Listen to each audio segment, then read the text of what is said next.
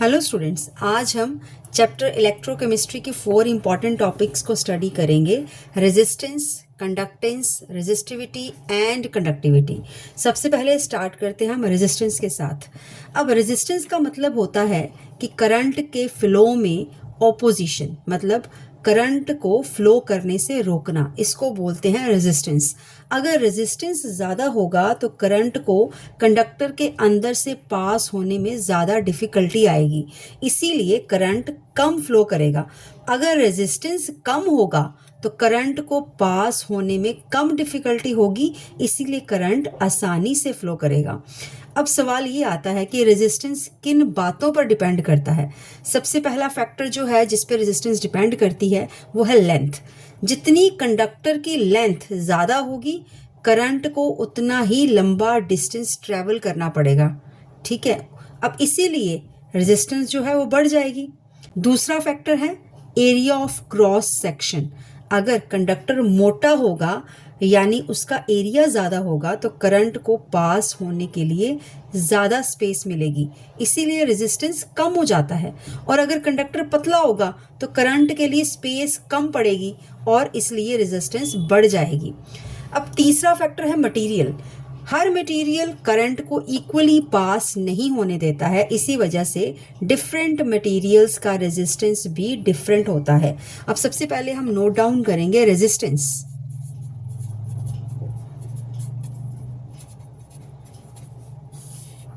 इसको रिप्रेजेंट करते हैं आर के साथ।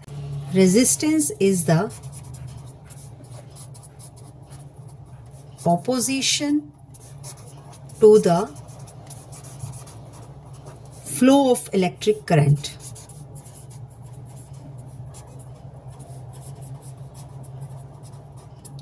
It is represented by R. SI unit, that is ohm, and it depends upon resistance, depends on 3 factors: length of the conductor,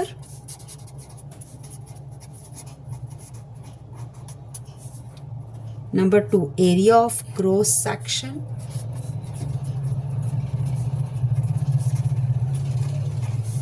and number 3 is nature of material.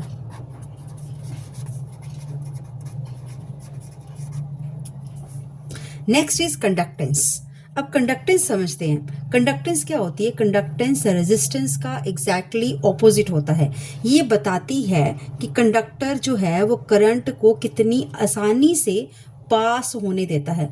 अगर resistance ज़्यादा है तो क्या होगा? तो करंट को पास होने में डिफ़िकल्टी होगी, इसीलिए कंडक्टेंस जो है वो कम हो जाएगी।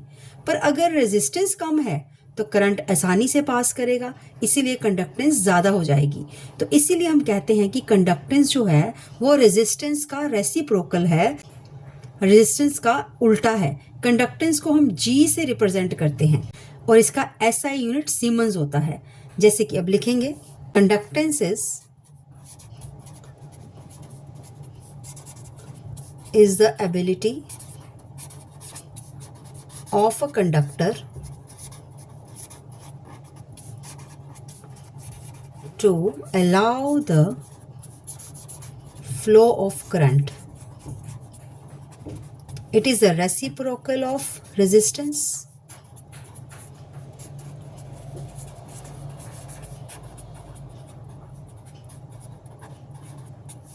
It is represented by G and SI unit is Siemens. And the next topic is resistivity.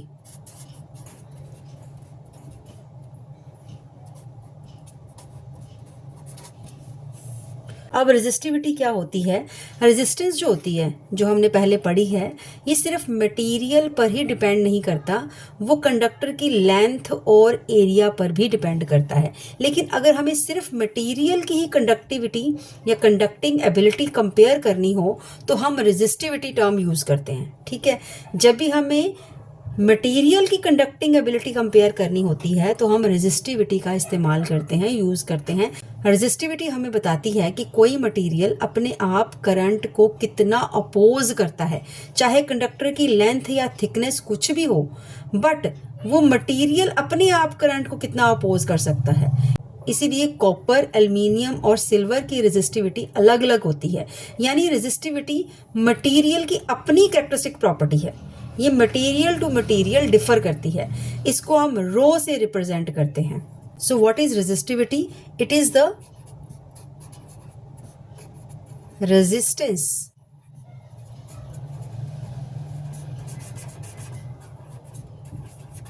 offered by a material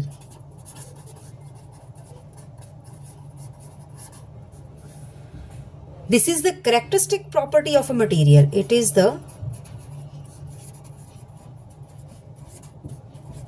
characteristic property of a material.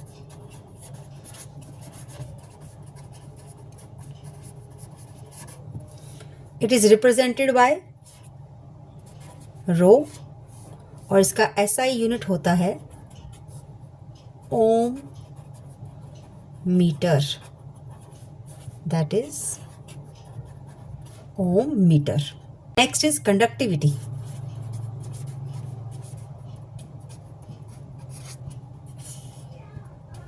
अब कंडक्टिविटी क्या होती है? कंडक्टिविटी रेजिस्टिविटी का ऑपोजिट होती है।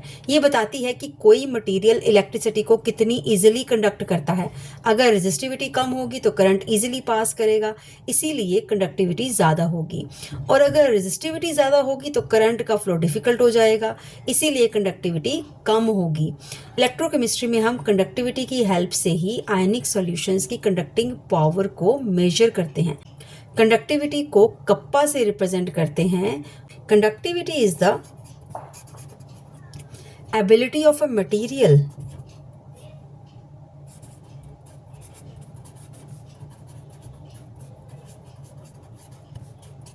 to conduct electricity.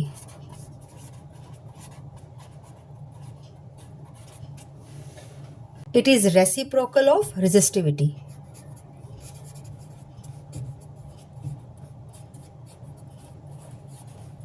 Reciprocal of resistivity, और इसको represent करते हैं कप्पा के साथ, और इसका SI यूनिट होता है सीमेंस पर मीटर।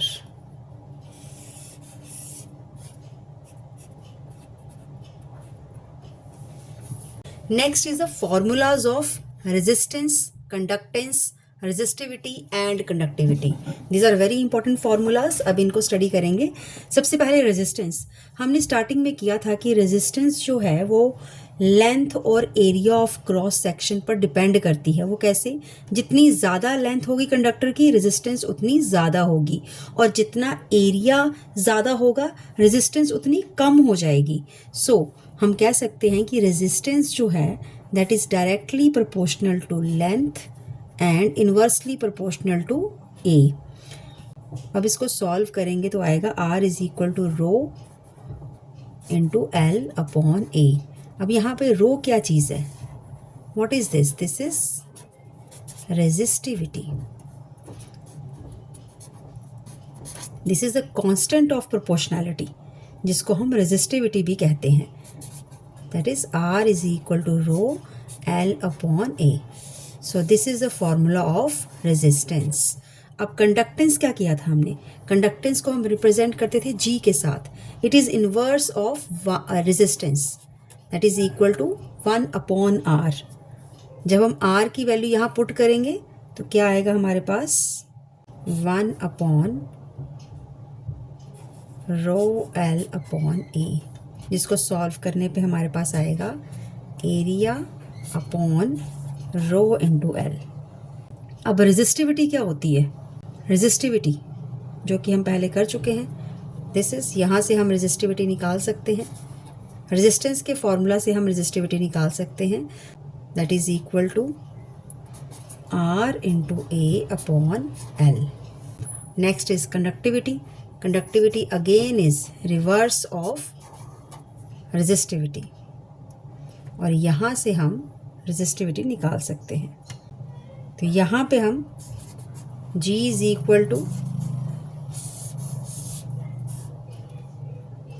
कप्पा A/LB लिख सकते हैं। So these are important formulas for resistance, conductance, resistivity and conductivity. So thank you.